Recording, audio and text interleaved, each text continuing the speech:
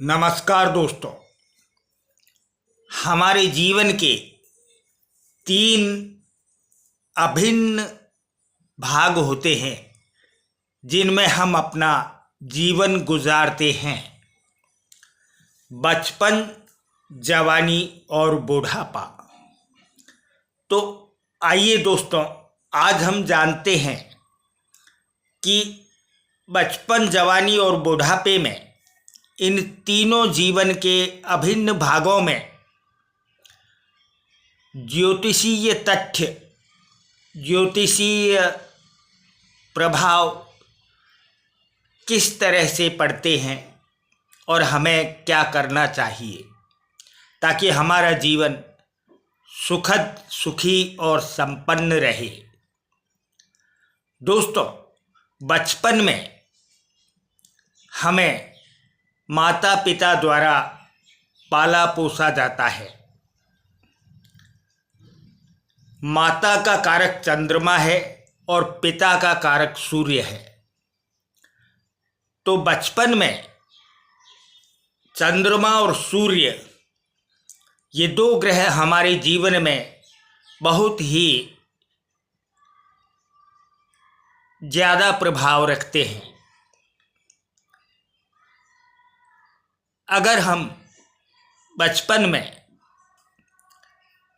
चंद्रमा और सूर्य के सकारात्मक प्रभावों से पले, हमारा पोषण हो, तो सुनिश्चित रूप से हमारा बचपन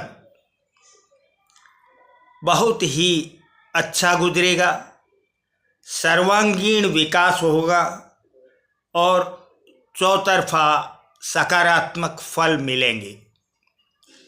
इसके लिए हमारे माता पिता को चाहिए कि सूर्य, जो कि आत्मा है, पिता है, एक छत्र है जिसकी छाया में बच्चे पलते हैं, तो सूर्य को सकारात्मक करें।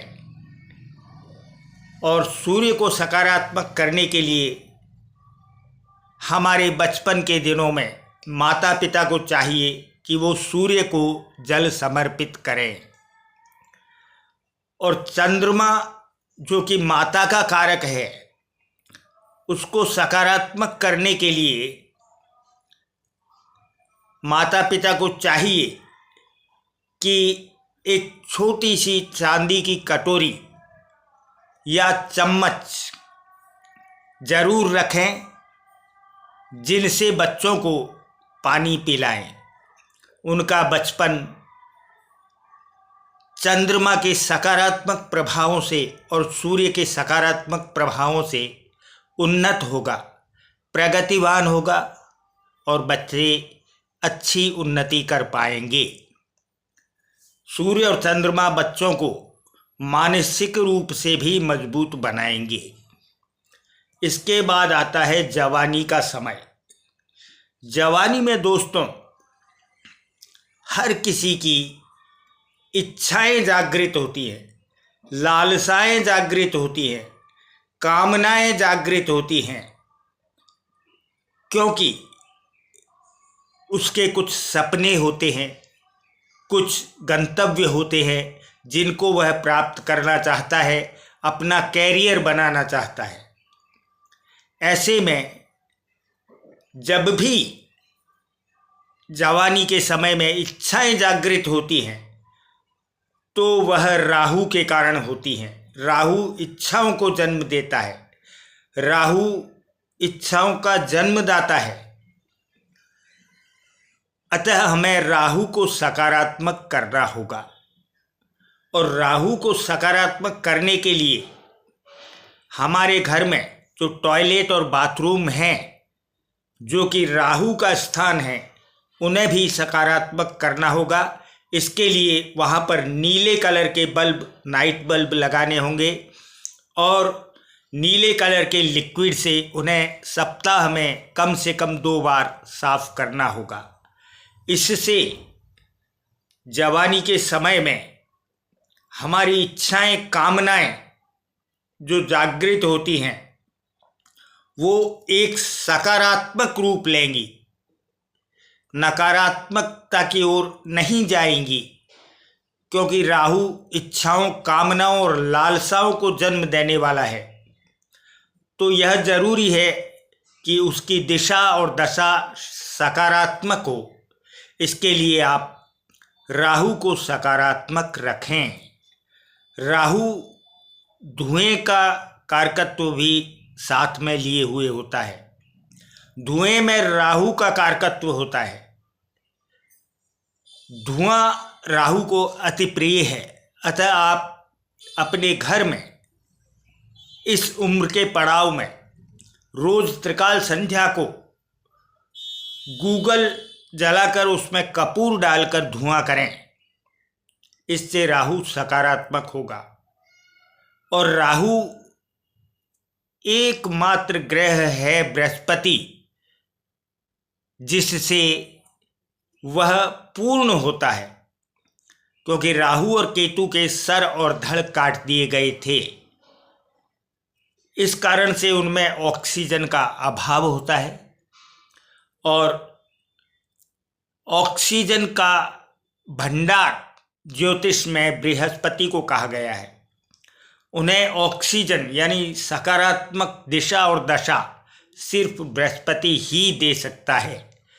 तो आप उम्र के इस पड़ाव में बृहस्पति को भी जागृत करें। नंगे पांव जो समीप का मंदिर है, चाहे किसी भी ईश्वर का हो, भगवान का हो, उसमें जाएं और अपने मस्तक पर, अपनी जिह्वा पर और अपनी नाभि पर केसर का तिलक लगाएं। इससे बृहस्पति सकारात्मक होगा। उम्र का यह जवानी का पड़ाव आपको उन्नति और प्रगति देगा। आप सकारात्मक दिशा और दशा में कार्य करते हुए अपने गंतव्य को पूर्ण करेंगे, अपने गंतव्य तक पहुंच सकेंगे और आप अपनी इच्छाओं को पूर्ण करने में विजयी हो पाएंगे। अब आता है उम्र का अंतिम पड़ाव। जीवन का अंतिम पड़ाव है बुढ़ापा। बुढ़ापा हमारा अच्छा गुजरे। हमारे इस जीवन के पड़ाव में हम संकटों से दूर रहे और स्वस्थ रहकर अपना जीवन सरल रेखा में गुजारें, सुखी होकर गुजारें। इसके लिए यह जरूरी है कि बुढ़ापे का प्रतीक है शनि। शनि कर्म फलदाता है और हमारे जितने भी पूर्व में किए गए कर्म हैं उनका फल हमें देता है। तो बुढ़ापे में हमें इस जन्म के या हमारे पूर्व जन्म के जो कर्म हैं उनका फल मिलना होता है। अतः शनिदेव को भी सकारात्मक करें। और शनिदेव को सकारात्मक करने के लिए सर्वप्रथम यह जरूरी है कि हम अपना आहार संतुलित रखें। मांस, मदिरा और नशे के सेवन से दूर रहें। इसी के साथ ही सात्विक भावना रखते हुए हम दान और पुण्य करें। इससे शनिदेव प्रसन्न होते हैं। अगर हम ऐसा कर लेते हैं तो हमारा बचपन, जवानी और बुढ़ापा अच्छा गुजरेगा, प्रगति और उन्नति में गुजरेगा। हम कष्ट और विपदाओं से दूर रहेंगे। हमारे जीवन में बाधाएं और रुकावटें नहीं आएंगी। धन्यवाद।